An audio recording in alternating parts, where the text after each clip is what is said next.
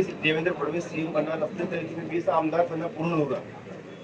उद्धव ठाकरे यांनी यापूर्वीही देवेंद्र फडणवीसांना ललकारलाय। नागपुरात येऊन देवेंद्र फडणवीसांची जमानत जप्त करू अशी सभा घेतली। देवेंद्र फडणवीसजी 40,000 मतांनी निवडून आले। त्यांनी मागच्या 5 वर्षात देवेंद्रजींना जेव्हा जेव्हा ललकार दिली, देवेंद्रजी सूर्यासारखे वर आले।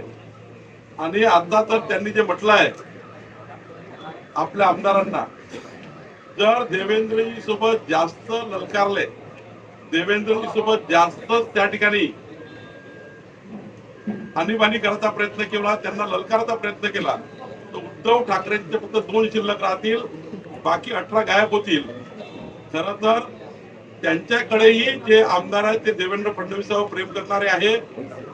जर देवेंद्र फडणवीसांना चॅलेंज केलं उद्धव ठाकरेंनी, त्यांच्याकडे 18 पडून जातील। कारण देवेंद्रजी लोकनेते आहेत, सर्वच आमदारांचं काम करणारे नेते आहेत। कधीही पक्ष पाहिला नाही काम करताना। जेव्हा आमचं सरकार होतं तेव्हा देवेंद्रजींनी पूर्ण मदत उद्धव ठाकरेजींच्या